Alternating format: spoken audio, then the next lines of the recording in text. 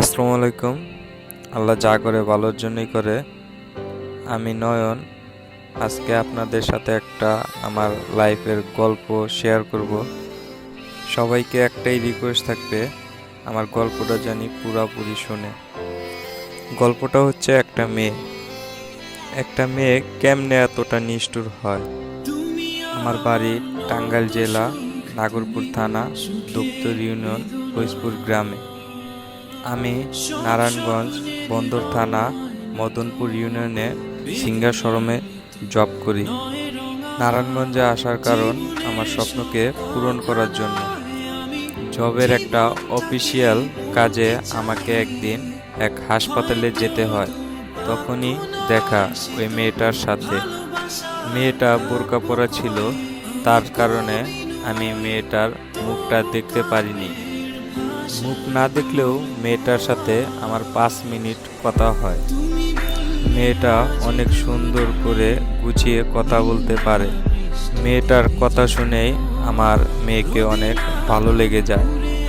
তো মেয়ের স্যারের সাথে কথা বলতে আসছিলাম, কিন্তু তখন তার স্যার অফিসে ছিল না।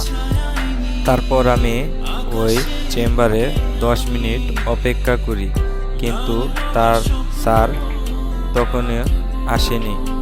তো তারপরে আমি আমার অফিসে চলে আসলাম। আমার অফিস থেকে ওই হসপিটালে আবার বিকালে পাঠালো। আমি ভাবতেছিলাম যে ওই অফিসে যদি আবার যেতে পারতাম, কিন্তু আল্লাহর কি খেলা, আমাকে ওই অফিসে আবার পাঠালো। আমি যেতে যেতে ভাবতেছি যে ওই মেয়েটা এখনো আছে, তো তার সাথে দেখা হবে কি, এইগুলাই ভাবতেছি যেতে যেতে। তো দেখতে দেখতে তাদের অফিসে আবার চলে আসলাম। তো অফিসে গিয়ে দেখি সেই মেয়েটা এখন চেম্বারে নাই।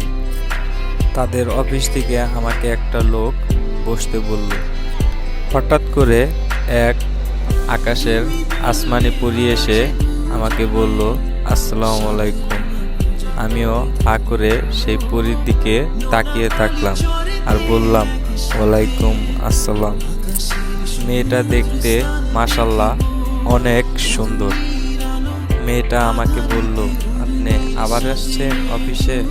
বললাম, আপনার স্যারকে তো তখন পাইনি, তো আমাকে অফিস থেকে আবার পাঠাইলো। আপনার স্যার কি আছে? মেয়েটা বলল, না, স্যার তো এখনো আসেনি। আমি বললাম, কখন আসবে জানেন কি? মেয়েটা বলল, না, আমি তো বলতে পারবো না সঠিক কখন আসবে। তো আমি মেয়েটার সাথে তখন আরো কতক্ষণ কথা বললাম। কথা বলতে বলতে মেয়েটার প্রেমে পড়ে যাই। ভাবতেছি মেয়েটার প্রেমে পড়লেই তো হবে না, মেয়েটার নাম্বারটাও কালেক্ট করতে হবে। তো তখনই আমার মনে একটা শয়তানি বুদ্ধি চলে আসলো। তো আমি মেয়েটার কাছে তার স্যারের একটা কার্ড চাইলাম। তো মেয়েটা আমাকে একটা কার্ড দিল। কার্ডের পিছনে আমার নাম আর নাম্বারটা লিখে মেয়েটাকে বললাম, আমার একটা হেল্প করতে পারবেন? মেয়েটা বলল, কি হেল্প? তো তখন আমি বললাম যে এটা আমার নাম্বার, আপনার স্যার যখন আসে আমাকে একটু ফোন দিয়ে বলবেন যে আপনার স্যার আসছে। আপনার স্যারের সাথে আমার খুবই একটা ইম্পর্টেন্ট মিটিং আছে। মেয়েটা বলল, আচ্ছা ঠিক আছে, আমার স্যার যখন আসে আমি আপনাকে ফোন দিয়ে জানাবো। তো দেখতে দেখতে সন্ধ্যা হয়ে গেল। সন্ধ্যার কিছুক্ষণ পরই তার স্যার আমাদের অফিসে চলে আসলো। তো অফিসে চলে আসার পরে আমরা মিটিংটা শেষ করে ফেললাম। আর ভাবতেছি যে মেয়েটা তো আর ফোন দিল না, হয়তো দিবেও না, তার স্যার তো আমাদের অফিসে চলে আসলো। তো এরকম ভাবতে ভাবতে তো আমাদের অফিসে এক ম্যাম আছে। ম্যামকে বললাম যে ম্যাম, আমি তো ওই হসপিটালে গিয়েছিলাম, ওই হসপিটালে তো একটা মেয়েকে আমার পছন্দ হয়েছে, কিন্তু মেয়েটাকে একটা নাম্বার দিয়েছিলাম, মেয়েটা তো আমার আর ফোন দিল না। ম্যাম বলে, কি বলো, সত্যি? আমি বললাম, হ্যাঁ। ও ম্যাম বললো আমারে যে ওই মেয়ের নাম্বার তো আছে, আমার ওই মেয়েটা পরিচিত। আমি বললাম কি বলেন?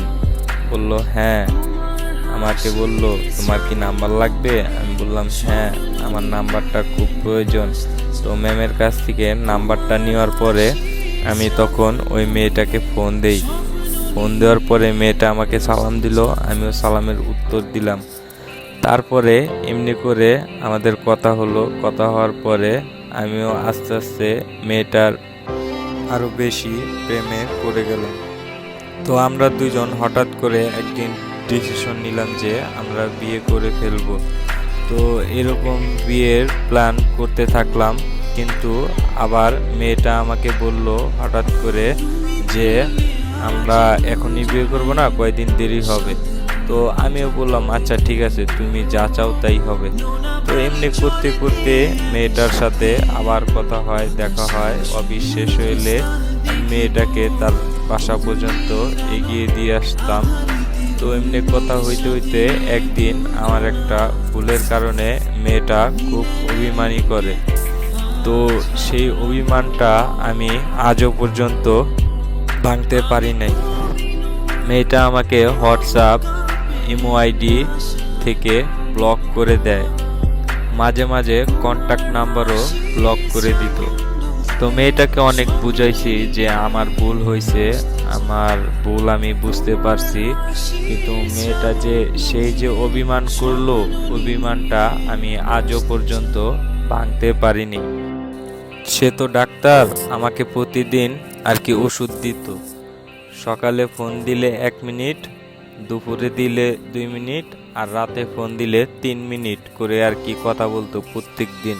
তো এমনি করতে করতে আমি অনেক আপসেট হয়ে যাই যে এত প্যারা দিতেছে মেয়েটা, আমার তো আর ভাল লাগতেছে না। আমি নিজেও ভেঙে পড়ি।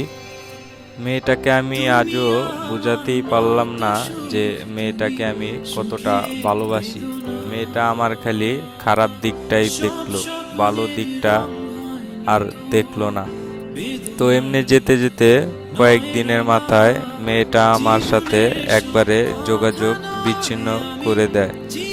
আমি আল্লাহর কাছে দোয়া করি মেয়েটা যেখানে থাকুক ভালো থাকুক, কারণ ও ভালো থাকলেই আমি ভালো থাকবো। ভালো থাকুক না পাওয়া ভালোবাসা, সব ভালোবাসাই যে পূর্ণতা পাবে তার কোনো মানে নেই। কিছু ভালোবাসা থাকুক না অপূর্ণতা হয়ে